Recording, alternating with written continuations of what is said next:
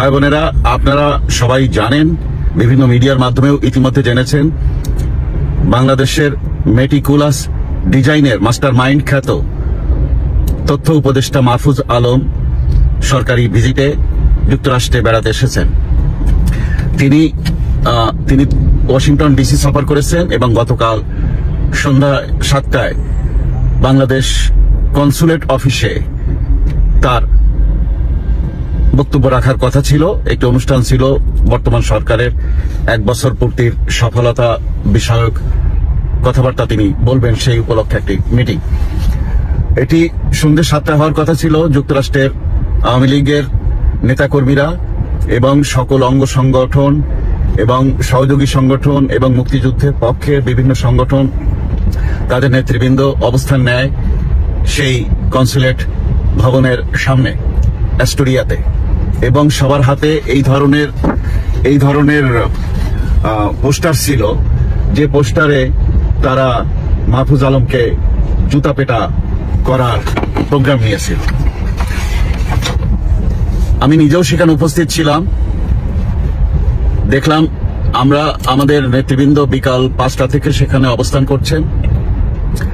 আমি সেখানে প্রায় রাত 8টা পর্যন্ত ছিলাম। তখনও আমাদের নেতাকর্মীরা কনসুলেট ভবন ঘিরে রেখেছে। রাত 12টা পর্যন্ত, 10:30টার সময় অনুষ্ঠান শেষ হয়ে যায়। তখন মাহফুজ আলম নিচে নামতে পারেননি। দেখেন যে আওয়ামী লীগের নেতাকর্মীরা তখন সেরে যায়নি। তারপর পুলিশ ডেকে রাত 12টার পর তিনি ওই স্থান অতি গোপনে ত্যাগ করেন। মাহফুজ আলমের উপর ডিম নিক্ষেপ করা হয়েছে এমন সংবাদ আপনারা দৈনিক সমকাল পত্রিকার আজকে নিউজে দেখেছেন। ঢাকার বিভিন্ন পত্রিকা এবং টিভি মিডিয়া, বিভিন্ন মিডিয়া, ফেসবুক ইত্যাদি, এবং যুক্তরাষ্ট্রের বিভিন্ন মিডিয়ার মাধ্যমে আপনারা অবগত হয়েছেন।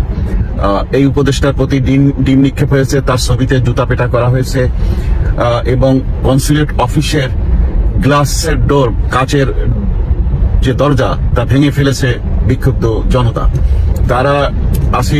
তারা এই উপদেষ্টাকে পেলে, মাহফুজ আলমকে পেলে, তাদের যে প্ল্যান ছিল উপযুক্ত শাস্তি দেবে। এই হলো জুলাই বিপ্লবের মাস্টার মাইন্ডের অবস্থা। এরা ক্ষমতা আছে তাই এই অবস্থা। এরা ক্ষমতা হারালে কি হবে? এরা জুলাই বিপ্লব ঘটিয়েছে। এদের সাথে যেসব মানুষ ছিল তাদেরকে জিজ্ঞেস করেন, 100 জনের ভিতর 100 জনই বলবে এরা ভালো না, এরা খারাপ, এরা মিথ্যে বলেছে, এরা দেশটাকে ধ্বংস করছে, এরা দেশটাকে পাকিস্তান বানিয়ে ফেলছে।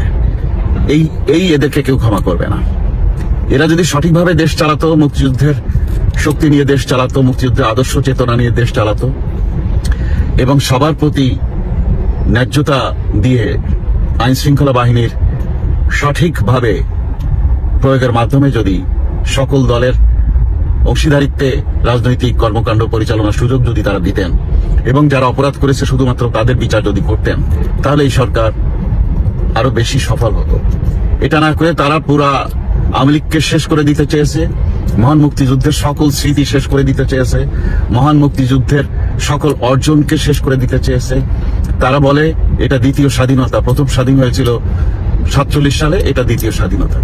এইসব করতে যে তারা নিজেদের পায়ে নিজেরা কোড়াল মেরেছে। আপনারা জানেন, পাকিস্তানের পররাষ্ট্রমন্ত্রী এবং উপপ্রধানমন্ত্রী যিনি ইসাক দার, তিনি এসছেন বাংলাদেশ সফরে। তিনি সরকারের সাথে মিটিং করবেন, এটা স্বাভাবিক, কিন্তু কয়েকটি বিষয়ে খুব প্রশ্নবিদ্ধ। পাকিস্তানের উপপ্রধানমন্ত্রী কেন বাংলাদেশের নির্বাচন কমিশনারের সাথে মিটিং করবেন? আমাদের নির্বাচন বিষয়ে পাকিস্তানের কিসের মাথা ব্যথা, কিসের চুক্তি, কিসের হস্তক্ষেপ, কিসের টেনশন, কি তাদের ইনভলভমেন্ট? আমাদের নির্বাচন নিয়ে তারা ইনভলভ হবে কোন আইনে, কি কারণে? এটা আসলে আপনারা দেখেছেন, জামাতের আমিরের বাসায় বেড়াতে গেছেন পাকিস্তানের উপপ্রধানমন্ত্রী, বেগম খালেদা জিয়ার বাসায় বেড়াতে গেছেন পাকিস্তানের উপপ্রধানমন্ত্রী, এবং আমাদের নির্বাচন কমিশন অফিসে যে দেখা করেছেন, নির্বাচন কমিশনের সাথে বসেছেন পাকিস্তানের উপপ্রধানমন্ত্রী, এবং তিনি বলেছেন বাঙালিদের হৃদয় পরিষ্কার করার জন্য। আমাদের কিসের হৃদয় পরিষ্কার করব? আমাদের 30 লক্ষ মানুষ মেরেছেন আপনারা। 1947 থেকে 1971 পর্যন্ত আপনারা আমাদেরকে ধ্বংস করে দিয়েছেন। আমাদের প্রায় 3 লাখ মা বোনকে অসম্মান করেছেন। আমাদের লক্ষ লক্ষ মানুষকে হত্যা করেছেন। এখন আমাদের বলেন হৃদয় পরিষ্কার করা।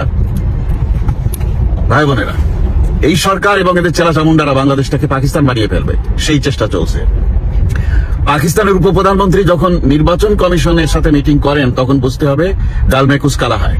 এখানে এই নির্বাচন নিয়ে কিছু একটা ঘটতে যাচ্ছে। এই নির্বাচনে আমার কাছে যতটুকু নিউজ আছে তা যদি সত্যি হয়, পাকিস্তানের গোয়েন্দা সংস্থা ইনভলভ হবে, নানান কারসাজিতে তারা জামাতকে ক্ষমতা আনার চেষ্টা করবে।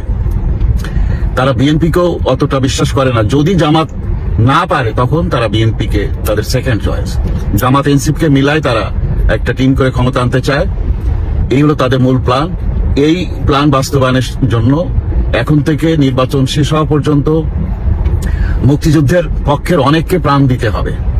আওয়ামী লীগের জন্য অনেক দুঃসময় অপেক্ষা করছে পাকিস্তান যে প্ল্যান নিয়ে এগোচ্ছে। আপনারা একটু সাবধানে থাকুন, পাকিস্তানের বিষয়টা আপনারা নজরে রাখুন। আর ওদিকের খবর হলো এটা তো আগস্ট সেপ্টেম্বরের 4 তারিখে আদালতের মাধ্যমে সম্ভবত বাংলাদেশে তত্ত্বাবধায়ক সরকার চালুর বিষয়ে একটি সিদ্ধান্ত আসতে যাচ্ছে। সেই সিদ্ধান্তের পর অক্টোবর মাসে নতুন তত্ত্বাবধায়ক সরকার গঠন হওয়ার সম্ভাবনা আছে, এবং সম্ভাবনা আছে সেই তত্ত্বাবধায়ক সরকারের সম্ভবত ডক্টর ইউনূসকে রাখা হবে না। ডক্টর ইউনূস থাকতে চাচ্ছেন কিন্তু তাকে রাখা হবে না। এই জায়গায় অনেকগুলো দল এক হয়ে আছেন এবং সেনাবাহিনীও চাচ্ছে না ডক্টর ইউনূসকে রাখতে, কারণ doctor Yunus totally failure government. He is good for nothing. উনি দেশ চালাতে পারছেন না, ওনার দ্বারা দেশ চালানো হবে না।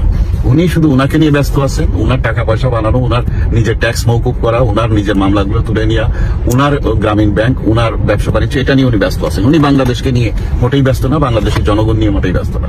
সেই বিষয়গুলো সবাই দেখেছেন। অতএব সম্ভবত একটি নতুন তত্ত্বাবধায়ক সরকার আসতে যাচ্ছে এবং সম্ভবত সেই নতুন তত্ত্বাবধায়ক সরকারের মাধ্যমে এই অন্তর্বর্তীকালীন সরকারের যেসব অন্যায় প্রজ্ঞাপনগুলো জারি করা হয়েছে, যেমন আওয়ামী লীগের কার্যক্রম নিষিদ্ধ সহ নানান কার্যক্রম, নানান এজেন্ডা, নানা প্রজ্ঞাপন, এগুলো স্থগিত করে দেওয়া হবে এবং এসব বিষয়ে নির্বাচিত সংসদে সে সিদ্ধান্ত নেবে।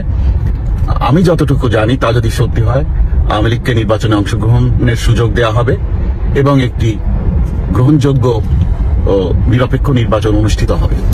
সেটা যদি না হয়, খারাপটাও আলোচনা করা উচিত।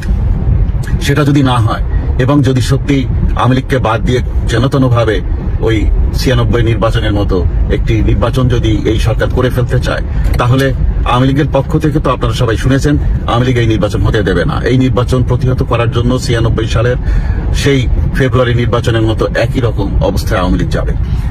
আর যদি কোন রকমের সেই নির্বাচন কমপ্লিট করে একটি সরকার শপথ গ্রহণ করে, সেই সরকারকে 6 মাসও দেশ চালাতে দেবে না। আওয়ামী লীগ তার অবস্থানে অনড়।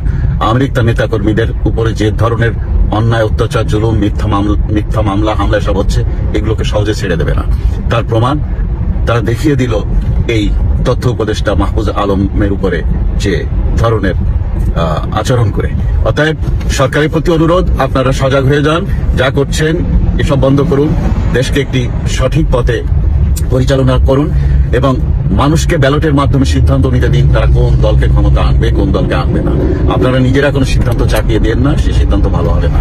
আসুন সকল দলের অংশগ্রহণে একটি সুষ্ঠু শান্তিপূর্ণ নির্বাচনের মাধ্যমে বাংলাদেশের ক্ষমতা বদল হোক, এই প্রত্যাশা করে আজকে বিদায় নিচ্ছি।